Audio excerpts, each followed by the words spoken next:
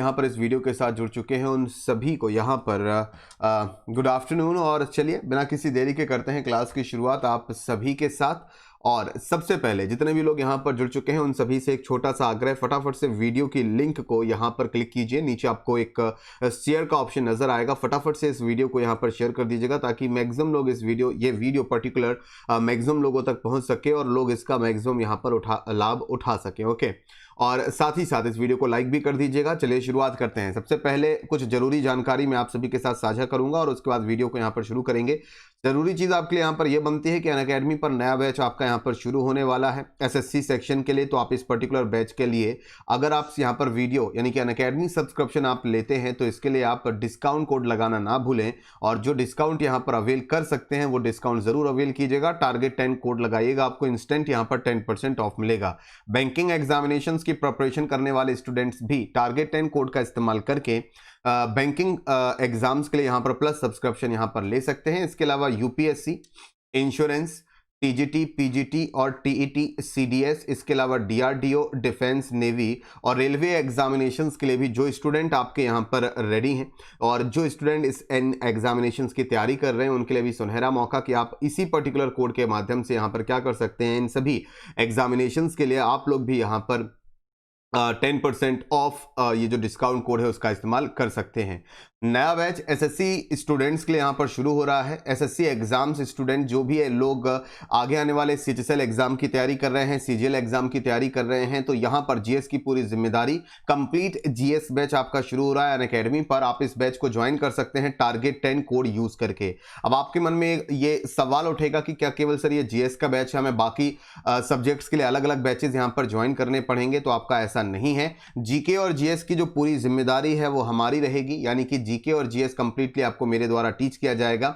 इसके अलावा maths, reasoning और इंग्लिश के लिए आपके पास चॉइस है। आप अपने किसी भी पसंदीदा फैकल्टी के साथ उनका जो पेड क्लासेस हैं, उनकी जो पेड क्लासेस हैं प्लस कोर्सेस हैं, आप उनको ज्वाइन कर सकते हैं, वो भी फ्री ऑफ कॉस्ट। आपको उसके लिए वहां पर कोई भी पेमेंट करने की आवश्यकता नहीं है। लाइक मान लेते हैं आपको साहिल सर की क्लासेस पसंद है मैथ्स के लिए, तो आप साहिल सर के जो ऑन गोइंग कोर्सेज हैं, मतलब कि जो बैचेस अभी आपके चल रहे हैं, आप उन पेड बैचेस में भी पढ़ सकते हैं। साथ ही साथ जो आगे आने वाले टाइम में साहिल सर के जो बैचेस होंगे, पेड क्लासेस होंगे, आप उन क्लासेस को भी यहां पर ज्वाइन कर पाएंगे। कुल मिलाकर आपको जो भी फैकल्टी मैथ्स, रीजनिंग और इंग्लिश के लिए यूट्यूब पर जिनसे आप पढ़ते हैं, जिनकी टीचिंग आपको पसंद है, आप उन सभी पर्टिकुलर फैकल्टीज से यहां पर फ्री ऑफ कॉस्ट उनके पेड क्लासेस इसी बैच में ज्वाइन कर सकते हैं। आपको अलग से कोई पेमेंट करने की जरूरत नहीं है। जीएस और जीके तो आपको मेरे द्वारा टीच की ही जाएगी। तो ये सुनहरा मौका है आप सभी के पास। आप इस सब्सक्रिप्शन को आज ही अवेल करें। अनअकैडमी ऐप पर जाएं, अनअकैडमी ऐप को डाउनलोड करें, डाउनलोड करने के बाद अपना गोल सेलेक्ट करें, गोल सेलेक्ट करने के बाद गेट सब्सक्रिप्शन पर क्लिक करें। मेरी रिकमेंडेशन है कि कम से कम 12 महीने के लिए आप यहां पर पेड बैच जरूर ज्वाइन करें, क्योंकि जीएस 1 से 2 महीने के अंदर कंप्लीट नहीं हो सकती, उसके बाद हमें प्रैक्टिस भी करनी होती है। तो यहां पर मेरे रिकमेंडेशन है कि कम से कम 12 महीने के लिए आप ये कोर्स ज्वाइन करें और अपनी जीएस को यहां पर इंप्रूव करें और बाकी सभी सब्जेक्ट्स को भी। 12 महीने के सब्सक्रिप्शन के साथ आप यहां पर रेफरल कोड यहां पर डालेंगे टारगेट 10 विदाउट स्पेस। टारगेट और 10 के बीच में आपको स्पेस नहीं देना है। टारगेट 10 एक साथ ही आपको लिखना है, अप्लाई करना है, पेमेंट करना है और स्टार्ट लर्निंग पर क्लिक करके आप क्लास को यहां पर वॉच कर सकते हैं। ओके, तो चलिए अब बिना किसी देरी के करते हैं क्लास की शुरुआत आप सभी के साथ। पहला महत्वपूर्ण प्रश्न आप सभी के सामने आ चुका है। क्वेश्चन को रीड कीजिए और फटाफट से मुझे बताएगा सही जवाब इस क्वेश्चन का यहाँ पर क्या बनेगा। निम्नलिखित में से कौन सा भारतीय राज्य भारत में जूट का सबसे बड़ा उत्पादक राज्य आपका यहाँ पर बनता है? Which of the following state is the biggest jute producer in India? Karnataka state आपका सबसे बड़ा जूट प्रोड्यूसर स्टेट आपका यहाँ पर बनता है। राजस्थान राज्य सबसे बड़ा जूट प्रोड्यूसर राज्य आपका यहाँ पर बनता है। पश्चिम बंगाल आपका सबसे बड़ा जूट प्रोड्यूसर राज्य बनता है, या फिर गुजरात आपका सबसे बड़ा जूट उत्पादक राज्य आपका यहां पर बनेगा?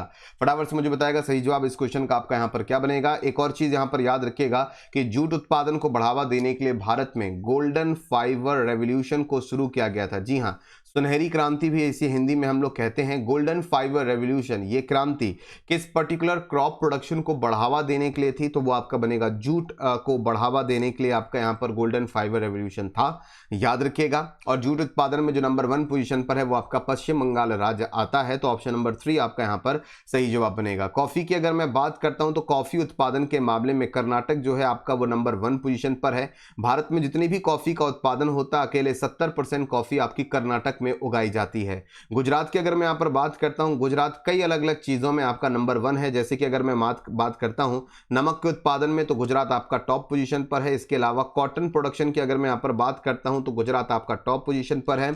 गुजरात नमक, कॉटन के अलावा अगर मैं बात करता हूं मूंगफली, यानी कि जो आपकी ग्राउंड नट्स आपके होते हैं, उसके उत्पादन में भी गुजरात आपका टॉप पोजीशन पर है। गुजरात की जो समुद्री तट रेखा बनती है वो भारत के सभी राज्यों में सबसे लंबी तट रेखा है, ये भी आप लोग यहां पर याद रखेंगे। अगला क्वेश्चन, निम्नलिखित में से किस जानवर को जीआई यानी कि भौगोलिक संकेतक, जिसे हम लोग ज्योग्राफिकल इंडिकेशन टैग बोलते हैं, वो आपका दिया गया है? 4 ऑप्शन आपके सामने हैं। ग्रेट इंडियन बस्टर्ड, ये एक आपका पक्षी होता है। इस पक्षी को हम लोग गौड़ावण भी कहते हैं। इस पक्षी को गौड़ावण भी कहा जाता है। ये पक्षी आपको राजस्थान में या फिर जो आपकी भारत पाकिस्तान सीमा है और पाकिस्तान के कुछ इलाके हैं जो कि भारत के साथ टच होते हैं राजस्थान में, वहां पर ये पक्षी आपको देखने को मिलेगा। द ग्रेट इंडियन बस्टर्ड, ये आपका राजस्थान राज्य का स्टेट बर्ड भी आपका बनता है। पोलर बियर या फिर रेड स्टेक और यहां पर कड़कनाथ मुर्गा, ये 4 ऑप्शन आपके यहां पर बनते हैं। इनमें से किस पर्टिकुलर जानवर को आपका यहां पर जीआई टैग यानी कि ज्योग्राफिकल इंडिकेशन टैग भी आपका दिया गया है? सही जवाब इस क्वेश्चन का बनता है कड़कनाथ मुर्गा। आपको मुझे कमेंट बॉक्स में ये लिखकर बताना है कि कड़कनाथ मुर्गे को आपका जो ज्योग्राफिकल इंडिकेशन टैग दिया गया है वो पर्टिकुलर किस स्टेट में दिया गया है। फटाफट से लिखकर आप लोग यहां पर मुझे बताइएगा, ठीक है। कड़कनाथ मुर्गे को जो ज्योग्राफिकल इंडिकेशन टैग दिया गया है, किस राज्य ने दिया है, उस राज्य का नाम। ज्योग्राफिकल इंडिकेशन टैग आप सभी को पता है कि जब दिया जाता है तो इसकी जो वैलिडिटी होती है वो आपकी 10 ईयर होती है। मतलब 10 साल के लिए आपका एक पर्टिकुलर प्रोडक्ट को 10 सालों के लिए आपका ज्योग्राफिकल इंडिकेशन टैग आपका यहां पर दिया जाता है और 10 साल बाद इसे फिर से 10 साल के लिए और फिर से 10 साल के लिए, यानी कि 10-10 सालों के टाइम पीरियड पर इसे आपका रिन्यू भी कराया जा सकता है। भारत में सबसे ज़्यादा जो आपके ज्योग्राफिकल इंडिकेशन टैग हैं वो आपके कर्नाटका स्टेट को आपके मिले हुए हैं, ये भी आप लोग याद रखिएगा। और साथ ही साथ भारत में सबसे पहला जो जीआई टैग है वो सन 2004 में दार्जिलिंग की टी को आपका यहाँ पर दिया गया था। वर्तमान में 2 ही चाय आपकी ऐसी हैं जिनको जो ज्योग्राफिकल टैग आपका यहाँ पर दिया गया है, जीआई टैग दिया गया है। एक तो बनती है आपकी दार्जिलिंग टी और दूसरी आपकी यहां पर बनती है कांगड़ा टी। अगला question, Tata iron and steel company जो कि जमशेदजी टाटा द्वारा इसकी स्थापना आपकी की गई थी, किस ईयर में की गई थी? The Tata iron and steel company was establish by Jamshedji Tata in, इसे किस ईयर में एस्टैब्लिश किया गया था? 1907 में एस्टैब्लिश किया गया था, 1911 में एस्टैब्लिश किया गया था, 1915 में एस्टैब्लिश किया गया था या फिर 1901 में इसे एस्टैब्लिश किया गया था? फटाफट से बताइएगा। Tata iron and steel company को जो स्थापित किया गया था वो किस ईयर में आपका स्थापित किया गया था? जमशेदजी टाटा के द्वारा। और जमशेदजी टाटा ने जमशेदपुर नामक जो शहर आपका स्थापित किया था, ये शहर अगर मैं बात करता हूं भारत का सबसे पहली इंडस्ट्रियल सिटी भी कहलाती है। जी हां, भारत का सबसे पहला औद्योगिक शहर जमशेदपुर आपका कहलाता है। यहां पर सही जवाब जो बनता है 1907। Tata iron and steel company की स्थापना 1907 में आपकी की गई थी, ठीक है। और तब अगर हम लोग बात करते हैं तब इसे टाटा स्टील, तब इसे हम लोग टिस्को के नाम से जानते थे, यानी कि Tata iron and steel company, तब इसे शॉर्ट में टिस्को कहा जाता था और अब इसे टाटा स्टील लिमिटेड के नाम से आपका यहाँ पर जाना जाता है। इसका हेडक्वार्टर आपका कोलकाता पश्चिम बंगाल में आपका मौजूद है। और जमशेदपुर सिटी, जैसा कि मैंने आपको बताया, फर्स्ट इंडस्ट्रियल प्लांट सिटी थी जो कि जमशेदजी टाटा जी के द्वारा आपकी स्थापित यहाँ पर की गई थी। इंपॉर्टेंट है। अगला क्वेश्चन, टीवी का जो रिमोट कंट्रोल होता है वो आपका किस पर्टिकुलर सिद्धांत पर, किस पर्टिकुलर प्रिंसिपल पर काम करता है? The TV remote control works on the principle of, या आपका लॉन्गिट्यूशनल वेव्स पर काम करता है, ट्रांसवर्स वेव्स पर काम करता है, या फिर इंफ्रारेड वेव्स पर काम करता है, या फिर यूवी रेस पर काम करता है? अनुदैर्घ्य तरंगे, अनुप्रस्थ तरंगों पर, इंफ्रारेड तरंगों पर, या फिर पराबैंगनी तरंगों पर? यूवी रेज की अगर मैं यहाँ पर बात करता हूँ तो जो यूवी रेज आपकी होती हैं वो सूरज से आने वाली हानिकारक किरणें होती हैं, ये आप लोग याद रखिएगा। सूरज से आने वाली ये हानिकारक किरणें वो शरीर के लिए काफ़ी खतरनाक होती हैं, त्वचा के लिए काफ़ी खतरनाक होती हैं। तो जो आपकी ओजोन लेयर होती है ये बहुत सारी मैक्सिमम यूवी रेज को आपकी एब्जॉर्ब भी कर लेती है। टीवी रिमोट कंट्रोल की अगर हम लोग बात करते हैं तो ये इंफ्रारेड वेव्स पर आपका काम करता है, यानी कि ऑप्शन नंबर 3 है is the right answer. Infrared तरंगों पर काम करता है टीवी का रिमोट कंट्रोल, जिसको हम दबाते ही हम लोग चैनल बदल सकते हैं, वॉल्यूम इंक्रीज डिक्रीज कर सकते हैं बड़ी ही आसानी से। क्लियर है? अगला क्वेश्चन, किस राजा को नेपाल राज्य का संस्थापक माना जाता है? मतलब नेपाल जिसे आज हम लोग देश कहते हैं, ये देश नेपाल कब आपका स्थापित हुआ था, कब आपका संस्थापन, इसकी स्थापना हुई थी? ये क्वेश्चन पूछा गया। Which king is regarded as the founder of the kingdom of Nepal? इनका नाम था राजेंद्र विक्रम शाह, या फिर इनका नाम था राणा बहादुर शाह, या फिर इनका नाम था प्रताप सिंह शाह, या फिर इनका नाम था पृथ्वी नारायण शाह। चार ऑप्शन आपके सामने हैं। किंगडम ऑफ नेपाल के जो फाउंडर हैं वो आपके कौन कहलाते हैं? चार ऑप्शन आपके सामने। नेपाल हमारा पड़ोसी देश है और यहाँ से बहुत सारे क्वेश्चन नेपाल के बारे में एग्जाम में भी पूछे जाते हैं। यहाँ पर जो सही जवाब बनेगा वो बनेगा Prithvi Narayan Shah. Option number 4 here is the right answer. अब नेपाल के बारे में क्या चीज़ें हमें यहाँ पर याद रखनी है तो मैं बता देता हूँ। नेपाल की अगर मैं यहाँ पर बात करता हूँ तो नेपाल जो कंट्री है आपका भारत के किन किन राज्यों के साथ बाउंड्री शेयर करता है? उत्तराखंड के साथ, उत्तराखंड के साथ उत्तर प्रदेश के साथ, उत्तर प्रदेश के अलावा बिहार राज्य के साथ, और बिहार राज्य के अलावा अगर मैं यहाँ पर बात करता हूँ तो वेस्ट बंगाल स्टेट के साथ भी ये आपकी बाउंड्री साझा करता है। और इसके अलावा अगर मैं बात करता हूँ ये आपका सिक्किम स्टेट के साथ भी बाउंड्री साझा करता है। नेपाल के बारे में याद रखिएगा, नेपाल में प्रदेशों की कुल संख्या आपकी 7 बनती है, जबकि काठमांडू नेपाल की राजधानी बनती है। काठमांडू की बात करते हैं तो इसे मंदिरों का शहर भी आपका कहा जाता है, और काठमांडू शहर के अंदर ही आपको याद रखना है पशुपतिनाथ जो मंदिर है, पशुपतिनाथ का जो टेम्पल है वो आपका यहाँ पर मौजूद है। क्लियर है? साथ ही साथ अगर मैं बात करता हूँ करेंसी की तो रुपया आपकी यहाँ पर करेंसी बनती है। वर्तमान प्राइम मिनिस्टर जो बनते हैं नेपाल के उनका नाम है केपी ओली शर्मा।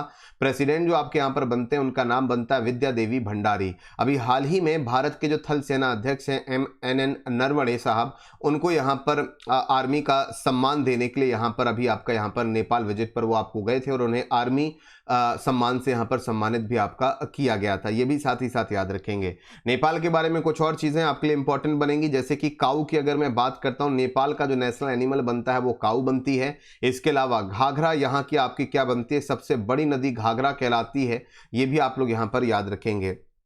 नेपाल को एशिया का अमेज़न भी कहा जाता है, ये भी इंपॉर्टेंट आपके लिए बनेगा। साथ ही साथ नेपाल के बारे में और जानकारी अगर मैं यहाँ पर बात करता हूँ, नेशनल एनिमल हो गया, ये सारी चीज़ें हो गई, ये भी हो गया, प्राइम मिनिस्टर भी हो गए, और सबसे लंबी नदी घाघरा आपकी यहाँ पर बनती है। ये पॉइंट भी हम लोगों ने यहाँ पर डिस्कस कर लिया। भारत और नेपाल के बीच में जो आपकी मिलिट्री एक्सरसाइज होती है उसका नाम बनता है, मिलिट्री एक्सरसाइज का नाम सूर्य किरण, जो कि इंडिया और नेपाल के बीच में आपकी आयोजित की जाती है। तो ये भी आपके लिए इंपॉर्टेंट बनता है। काला पानी टेरिटरी को लेकर, काला पानी रीजन को लेकर नेपाल और इंडिया के बीच में थोड़ी सी तनातनी भी आपकी चल रही है। नेपाल मानता है कि काला पानी का जो हिस्सा है वो उनके देश में आता है, जबकि भारत मानता है कि काला पानी का जो हिस्सा है वो उत्तराखंड के पिथौरागढ़ डिस्ट्रिक्ट का हिस्सा है। तो ये थोड़ा सा विवादित एरिया है। नेपाल राज्य के फाउंडर आपके पृथ्वी नारायण शाह हैं। नेपाल के बारे में इतिहास ये कहता है कि नेपाल पर कई बार आक्रमण तो किया गया, लेकिन नेपाल पर कभी किसी कंट्री ने उस पर अधिकार नहीं जमाया, या फिर नेपाल कभी भी किसी कंट्री के लिए यहाँ पर गुलाम नहीं रहा। नेपाल में ही दुनिया की सर्वोच्च चोटी यानी कि माउंट एवरेस्ट भी आपकी मौजूद है, और नेपाली भाषा में अगर मैं बात करता हूं तो यहां पर माउंट एवरेस्ट चोटी को सागर माथा के नाम से भी जाना जाता है। अगला क्वेश्चन, भारत पर शासन करने वाला पहला मुस्लिम वंश आपका कौन था? Which was the first Muslim dynasty that ruled India? इस वंश का नाम था Syed dynasty, Tughlaq dynasty, Khilji dynasty, या फिर मामलुक डायनेस्टी, या फिर मामलुक वंश। फर्स्ट मुस्लिम डायनेस्टी जिसने भारत पर आपका शासन किया उसका नाम आपको यहाँ पर बताना है। सही जवाब आपका यहाँ पर जो बनता है मामलुक डायनेस्टी। मामलुक डायनेस्टी को हम लोग गुलाम वंश के नाम से भी आपका यहाँ पर जानते हैं। किसके नाम से भी जानते हैं? इसे हम लोग गुलाम वंश के नाम से भी आपका जानते हैं। गुलाम वंश का जो फाउंडर था वो आप सभी को पता होगा कुतुबुद्दीन ऐबक था, जिसने 1206 में मामलुक वंश की स्थापना की थी, या फिर गुलाम वंश की स्थापना की थी दिल्ली सल्तनत में। 1206 से लेकर 1526 तक, जब तक आपका पानीपत का पहला युद्ध नहीं हुआ, दिल्ली डायनेस्टी पर या फिर दिल्ली सल्तनत पर अगर मैं बात करूं तो आपकी यहां पर दिल्ली सल्तनत ही आपका चलता रहता है। और उसके बाद आपकी यहां पर मुगल डायनेस्टी की शुरुआत होती है पानीपत के पहले युद्ध में 1526 में, जब बाबर यहां पर लोधी वंश के अंतिम शासक इब्राहिम लोधी को मारकर दिल्ली पर मुगल डायनेस्टी की शुरुआत यहां पर करता है। तो ये करेक्ट आंसर आपका मामलुक डायनेस्टी आपका यहां पर बनेगा। याद रखिएगा, कुतुबुद्दीन ऐबक इस वंश की शुरुआत करने वाला शासक था, जिसकी मौत 1210 में हुई थी। और कैसे हुई थी? चौगान खेलते हुए। इसकी जो मौत हुई थी वो चौगान खेलते हुए हुई थी। चौगान कैसे? मतलब चौगान बनता है, आज का जो पोलो गेम होता है वो प्राचीन टाइम पर जो आपके राजा महाराजा हुआ करते थे वो पोलो आपका खेला करते थे, उसे चौगान माना जाता है। पोलो खेल की शुरुआत माना जाता है कि भारत के मणिपुर स्टेट से सबसे पहले हुई थी। ये क्वेश्चन एग्जाम में पूछा गया क्वेश्चन है कि पोलो खेल की शुरुआत किस भारतीय राज्य से हुई मानी जाती है, तो आंसर बनेगा आपका मणिपुर। और चौगान यानी कि पोलो खेलते हुए घोड़े से गिर जाने की वजह से आपके यहां पर कुतुबुद्दीन ऐबक की मौत हुई थी। क्लियर है, आगे बात करते हैं।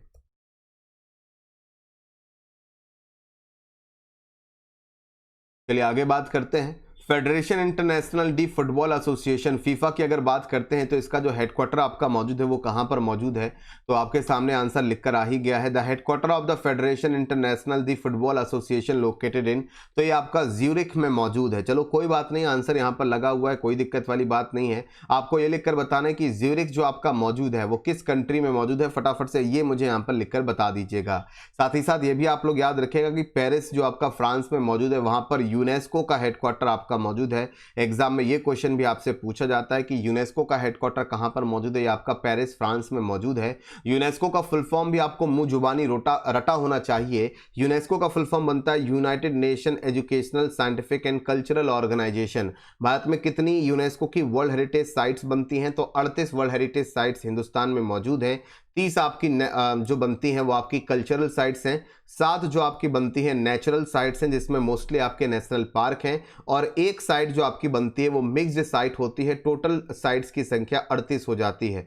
जो आपकी मिक्स्ड साइट है वो बनती है कंचनजंगा नेशनल पार्क, जो कि आपका सिक्किम स्टेट में आपका मौजूद है, याद रखिएगा। ज्यूरिख किस कंट्री में मौजूद है, फटाफट से मुझे कमेंट बॉक्स में लिखकर बताइएगा। अगला क्वेश्चन, निम्नलिखित में से कौन सी एक पश्चिम की ओर बहने वाली नदी आपके यहां पर बनती है, यहां पर भी आपका आंसर लगा हुआ है। चलो कोई बात नहीं, साबरमती नदी आपका यहां पर सही जवाब बनेगा, ये आपकी वेस्टर्न फ्लोइंग रिवर बनेगी। गोमती नदी किस नदी की सहायक नदी बनती है, गंगा नदी की सहायक नदी बनती है। और गोमती नदी के किनारे आपको पता होगा लखनऊ शहर जो है, जो कि यूपी की राजधानी आपका बनता है लखनऊ सिटी, वो आपका गोमती नदी के किनारे आपका मौजूद है। एक और गोमती नदी है, याद रखिएगा, एक और गोमती नदी आपकी गुजरात में भी मौजूद है। और द्वारकाधीश टेम्पल की अगर मैं बात करता हूं, द्वारिकाधीश मंदिर, तो द्वारिका जो है गुजरात का, वो गोमती नदी के किनारे मौजूद है। ये क्वेश्चन अभी हाल ही में आपका CHSL के एग्जाम में पूछा गया था।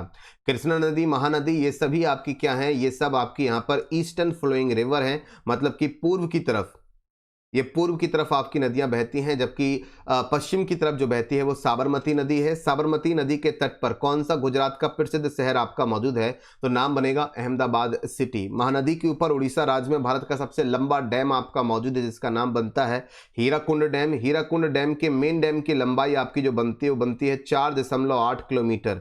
मेन डैम की लंबाई है 4.8 किलोमीटर, जबकि कंप्लीट डैम की लंबाई जो आपकी बनती है लगभग 26 किलोमीटर आपके यहाँ पर बनती है। अगला क्वेश्चन, नासा ने अपने वाशिंगटन DC मुख्यालय के नाम को बदलने का आपका फैसला किया है। नासा आप सभी लोग जानते हैं, ये अमेरिका की स्पेस एजेंसी आपके यहां पर बनती है। तो अब आपको ये बताना है कि जो नाम बदलने का फैसला लिया गया है वो किसके नाम पर अब इसका नाम रखा जाएगा। NASA has decided to renamed its Washington DC headquarter after home.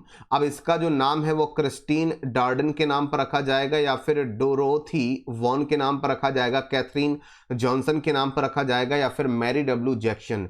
यहां पर जो आपको तस्वीर नजर आ रही है ये नासा में काम करने वाली पहली अफ्रीकी अमेरिकन इंजीनियर थी। याद रखिएगा, पहली अफ्रीकी अमेरिकन इंजीनियर थी जिन्होंने नासा में आपका काम किया था, और इन्हीं के नाम पर नासा ने अपने वाशिंगटन DC हेडक्वार्टर का नाम बदलकर रखने का जो फैसला किया है वो है मैरी W जैक्सन नासा। क्या होगा हेडक्वार्टर का नाम, हेडक्वार्टर का नाम होगा Mary W Jackson NASA headquarter in Washington DC। NASA का फुल फॉर्म बनता है National Aeronautics and Space Administration. क्या बनता है नासा का full form, National Aeronautics and Space Administration, ये नासा का फुल फॉर्म आपका यहां पर बनेगा। Headquarter in Washington DC। NASA की राजधानी अमेरिका की राजधानी वाशिंगटन DC बनती है, जो कि किस नदी के किनारे है। अगर रिवर आपसे पूछी जाती है तो रिवर आपकी यहां पर बनेगी पोटोमैक रिवर। रिवर का नाम आपका यहां पर बनता है पोटोमैक रिवर, ये भी इंपॉर्टेंट है। जॉर्ज वॉशिंगटन जो कि अमेरिका के पहले आपके प्रेसिडेंट थे, उनके नाम पर इसके हेडक्वार्टर के नाम को रखने का फैसला किया गया है। भारत में जो स्पेस एजेंसी आपकी बनती है उसको इसरो कहते हैं। जापान की स्पेस एजेंसी को जाक्सा के नाम से जाना जाता है, और रूस की स्पेस एजेंसी को रॉसकॉसमॉस के नाम से जाना जाता है। ये सारी स्पेस एजेंसी के नाम आपको याद होने चाहिए। अगला क्वेश्चन, कौन सा शास्त्रीय नृत्य और उसका उद्गम स्थल गलत रूप से आपके मेल खाते हैं? तो यहां पर भी सही जवाब आपका लिखा हुआ है, चलो कोई बात नहीं। यहां पर ये वाला जो ऑप्शन है वो गलत रूप से मेल खाता है, यानी कि कुचिपुड़ी उड़ीसा से आपका मेल नहीं खाता। अब कुचिपुड़ी किस पर्टिकुलर स्टेट का यहां पर बनता है वो आपको यहां पर लिखकर बताना है। मोहिनीअट्टम केरल राज्य का लोक नृत्य बनता है या शास्त्रीय नृत्य बनता है, ये बिल्कुल सही है। भरतनाट्यम तमिलनाडु का शास्त्रीय नृत्य बनता है, ये बिल्कुल सही है। और शास्त्रीय नृत्य जो बनता है वो असम राज्य का नृत्य बनता है, ये भी आपका बिल्कुल सही है। कुचिपुड़ी की अगर मैं बात करता हूं तो मैंने आपको कई बार बताया है कि आंध्र प्रदेश का शास्त्रीय नृत्य आपका बनता है यहाँ पर कुचिपुड़ी। इसके लिए मैंने आपको ट्रिक भी बताई है कि अंधेरे में कच्ची पूड़ी खाई, तो आंध्र प्रदेश कुचिपुड़ी। जबकि उड़ीसा की बात करते हैं तो यहाँ पर उड़ीसी नृत्य आपका काफी प्रसिद्ध है। आगे बात करते हैं, प्रथम भारतीय आईसीएस अधिकारी आपके कौन थे? सीधा एक नंबर पर आपसे एग्जाम में पूछा जाएगा। आईसीएस का फुल फॉर्म बनता है इंडियन सिविल सर्विसेज ऑफिसर की अगर मैं बात करता हूं तो उनका नाम बनेगा रास बिहारी बोस, या फिर नाम बनेगा सत्येंद्र नाथ टैगोर, या फिर नाम बनेगा देवेंद्र नाथ टैगोर, या फिर नाम बनेगा फिरोज शाह मेहता। चार ऑप्शन आपको बताने। फर्स्ट आईसीएस अधिकारी जिनका सिलेक्शन इंडियन सिविल सर्विसेज के लिए हुआ था और उन्होंने उसको ज्वाइन भी आपका यहां पर किया था। सही जवाब इस क्वेश्चन का आपका बनता है सत्येंद्र नाथ टैगोर। सत्येंद्र नाथ टैगोर रविन्द्रनाथ टैगोर जी के बड़े भाई थे, ये पॉइंट भी आप लोग याद रखिएगा। ये भारत के पहले इंडियन सिविल सर्विसेज या आईसीएस अधिकारी, जिन्हें अब हम लोग आईएएस कहते हैं, यानी कि इंडियन एडमिनिस्ट्रेटिव अधिकारी आपके ये यहाँ पर बनते हैं। अगर आपसे विमेन का नाम पूछा जाता है कि first women IAS officer, IPS तो आप सभी को पता है किरण बेदी रहेंगी, लेकिन फर्स्ट विमेन आईएएस ऑफिसर की बात करते हैं तो नाम बनता है अन्ना रंजन मल्होत्रा। ये नोट कर लीजिएगा क्योंकि आपसे मैन एंड विमेन दोनों के बारे में पूछा जा सकता है। तो फर्स्ट विमेन आईएएस ऑफिसर अन्ना रंजन मल्होत्रा, और फर्स्ट मैन या फिर फर्स्ट पर्सन आईसीएस ऑफिसर उनका नाम बनेगा आपका यहाँ पर सत्येंद्र नाथ टैगोर। क्लियर है? अगला क्वेश्चन, नेताजी सुभाष चंद्र बोस राष्ट्रीय खेल संस्थान आपका जो मौजूद है वो कहां पर मौजूद है? आंसर आपको यहां पर लगा हुआ मिल जाएगा। ये आपका पटियाला में मौजूद है, आपको यहां पर नजर आ जाएगा। इसके अलावा अगर याद रखें कटक में, तो कटक में आपका कोई इंपॉर्टेंट इंस्टीट्यूट आपका मौजूद है तो याद रखिएगा कटक में आपका भारत का राष्ट्रीय रिसर्च इंस्टीट्यूट, आपका राष्ट्रीय राइस रिसर्च इंस्टीट्यूट आपका मौजूद है, ये याद रखिएगा। करनाल शहर की बात करते हैं, हरियाणा, यहाँ पर आपका एनडीआरआई आपका यहाँ पर लोकेटेड है, यानी कि नेशनल डेयरी डेवलपमेंट जो आपका बोर्ड है वो आपका नेशनल डेयरी रिसर्च इंस्टीट्यूट जो है आपका वो आपका यहाँ पर मौजूद है। आगे बात करते हैं, बढ़ती का नाम जिंदगी किस बैंक की टैगलाइन आपकी यहाँ पर बनती है? एक्सिस बैंक की टैगलाइन बनती है, कॉर्पोरेशन बैंक की टैगलाइन बनती है, सिंडिकेट बैंक की टैगलाइन बनती है, या फिर इंडियन बैंक की टैगलाइन बनती है? बढ़ती का नाम जिंदगी is the tagline of which of the following banks? चार ऑप्शन आपके सामने, फटाफट से बताइएगा, बताने की आवश्यकता नहीं है, सही यहाँ पर टिक ऑलरेडी है। एक्सिस बैंक यहां पर सही जवाब बनता है, ये प्राइवेट सेक्टर का तीसरा सबसे बड़ा बैंक बनता है, ये भी आप लोग यहां पर याद रखिएगा। प्राइवेट सेक्टर का तीसरा सबसे बड़ा बैंक एक्सिस बैंक आपका यहां पर बनता है। इसका हेडक्वार्टर जो मौजूद है वो मुंबई शहर में आपका मौजूद है। सन 2007 से पहले एक्सिस बैंक को यूटीआई बैंक के नाम से जाना जाता था और अब इसे axis bank.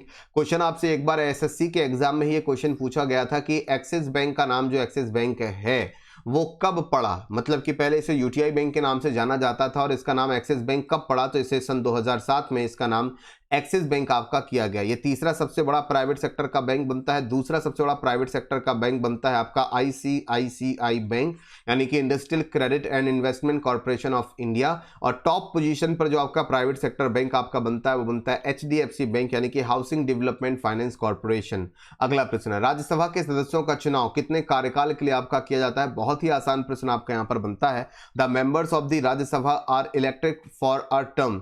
Elected for a term यानी कि इलेक्टेड फॉर अ टर्म मतलब कितने टाइम पीरियड के लिए इनको यहां पर आपका चुना जाता है? इजी क्वेश्चन है, 6 सालों के लिए चुना जाता है। राज्य विधानसभा के द्वारा यह तय किया जाता है कि इनके मेंबर्स को कितने टाइम पीरियड के लिए चुना जाएगा, या फिर इनको 4 साल के लिए चुना जाता है या फिर 2 साल के लिए। कॉमनली अगर आपको यहां पर अगर हम देखें तो मोस्टली लोगों को यही लगेगा कि राज्यसभा के जो आपके सदस्य होते हैं उनका चुनाव हो सकता है कि उस राज्य की विधानसभा के द्वारा तय किया जाता हो, लेकिन ऐसा नहीं है। इनको 6 सालों के लिए आपका यहाँ पर चुना जाता है फॉर 6 ईयर, और हर 2 साल में यहाँ पर 1/3 जो मेंबर होते हैं राज्यसभा के वो आपके हट जाते हैं। ये पॉइंट भी आप लोग यहाँ पर याद रखिएगा। उम्मीद है यहाँ तक की क्लास आप सभी को पसंद आई होगी और क्लास में आपने बहुत कुछ नया सीखा होगा, बहुत कुछ नया जाना होगा। इसी तरह से एसएससी की कंप्लीट जीएस जो कि आप यहाँ पर थ्योरी फॉर्म में पढ़ना चाहते हैं तो उसका पेड बैच मेरे द्वारा यहाँ पर शुरू किया गया है।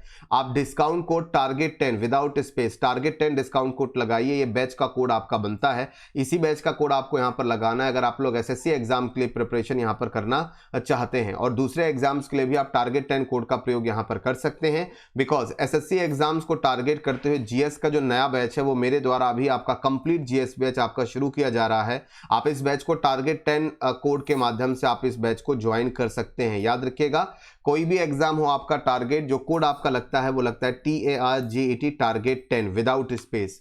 इस बैच में आपको क्या क्या मिलेगा, ये आपका एक कंप्लीट बैच होगा एसएससी की तैयारी के लिए, जिसमें आपको जीके और जीएस आपको मेरे द्वारा टीच की जाएगी। और इसमें मैथ्स, रीजनिंग और इंग्लिश की अगर हम लोग यहाँ पर बात करते हैं तो मैथ्स, रीजनिंग और इंग्लिश इसमें आप लोग यहाँ पर चॉइस कर सकते हैं कि आप लोग किस पर्टिकुलर फैकल्टी से पढ़ना चाहते हैं। मतलब कि आप अपनी पसंदीदा फैकल्टी से आप पढ़ सकते हैं, जिससे भी आप पढ़ना चाहते हैं। जो भी फैकल्टी आपको यूट्यूब पर पसंद है जो कि आपको टीच करते हैं तो आप उन पसंदीदा फैकल्टीज के माध्यम से आप यहाँ पर पढ़ सकते हैं। और इसके लिए आप चुन सकते हैं जिस भी फैकल्टी से आप पढ़ना चाहें। लाइक अगर आपको मैथ्स में साहिल सर की क्लासेस पसंद है तो आप साहिल सर की मैथ्स की क्लासेस को भी यहाँ पर ज्वाइन कर सकते हैं। इसके लिए आपको अलग से पेमेंट करने की ज़रूरत नहीं है, आपको यही बैच ज्वाइन करना है और साहिल सर की सभी पेड क्लासेस आपको फ्री ऑफ कॉस्ट मिलेंगी। और आगे आने वाले टाइम में साहिल सर के जो भी नए बैचेस आने वाले हैं वो क्लासेस भी आपको फ्री में मिल जाएंगी। इस बैच को ज्वाइन करेंगे तो बाकी सभी मैथ्स की बात करें, रीजनिंग की बात करें और इंग्लिश की बात करें, सभी के सभी सब्जेक्ट्स की जो आपको क्लासेस हैं वो आपको फ्री में आपको यहाँ पर प्रोवाइड हो जाएंगी। इसके लिए आपको सब्सक्रिप्शन लेना होगा अनअकैडमी पर, और अनअकैडमी पर सब्सक्रिप्शन लेने के लिए आपको क्या प्रोसेस अपनानी होगी वो आपके सामने टोटल 8 स्टेप्स हैं। आप इन 8 स्टेप्स को फॉलो कीजिए और अनअकैडमी का सब्सक्रिप्शन यहाँ पर आप ले सकते हैं। अनअकैडमी आपको ओपन करके गोल सेलेक्ट कीजिए, गेट सब्सक्रिप्शन पर क्लिक कीजिए। मिनिमम 12 महीने का मैं आपसे रिकमेंड करूंगा कि आप लोग 12 महीने का यहाँ पर बैच ज्वाइन करें, क्योंकि जीएस की तैयारी 1 और 2 महीने में नहीं हो सकती, ना ही मैथ्स और इंग्लिश की तैयारी 1-2 महीने में हो सकती है। अगर आप सीरियसली अच्छे से जीएस और मैथ्स और इंग्लिश की तैयारी करना चाहते हैं तो कम से कम 12 महीने का कोर्स यहां पर ज्वाइन करें। बाकी आपके ऊपर। टारगेट 10 डिस्काउंट कोड का प्रयोग जरूर करें, यही वो रेफरल कोड है जो आपको लगाना है।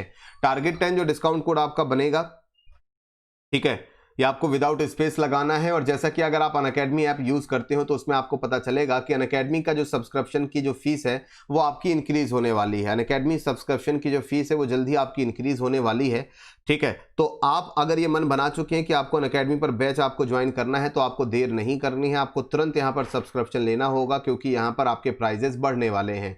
6 महीने की फीस आपके सामने है, 12 महीने की फीस आपके सामने है, 24 महीने की फीस आपके सामने, लेकिन आपको ये फीस पे करने की जरूरत नहीं है। आप टारगेट 10 विदाउट स्पेस कोड लगाइए, आपको तुरंत वहां पर डिस्काउंट मिल जाएगा, 10% तुरंत आपको वहां पर ऑफ मिलेगा। साथ ही साथ अगर मैं आपसे बात करता हूं, अगर आप अनअकैडमी पर मेरी फ्री क्लासेस ज्वाइन करते हैं जिसके लिए आपको कोई पेमेंट देने की जरूरत नहीं है, तो आपको कुछ क्वाइंस भी मिलते हैं। आप उन क्वाइंस को भी रिडीम कीजिएगा तो आपको 10% और ऑफ मिल जाएगा। कुल मिलाकर 10% टारगेट 10 से और 10% क्वाइंस को रिडीम करने से टोटल आपको यहां पर इस फीस पर 20% तक का डिस्काउंट मिलेगा। तो देर मत कीजिए, क्योंकि फीस आपकी इंक्रीज होने वाली है। टारगेट 10 कोड को यूज कीजिए और तुरंत के तुरंत इस बैच को यहां पर ज्वाइन कीजिए। तो आज के लिए दोस्तों, मेरे साथियों, इस क्लास में इतना ही। कल आपसे फिर मुलाकात होगी इसी समय इसी वक्त आप सभी के साथ एक और नई क्लास के साथ। उम्मीद है आज की क्लास बेहतर लगी होगी, पसंद आई होगी, तो लाइक और शेयर करना ना भूलें। धन्यवाद।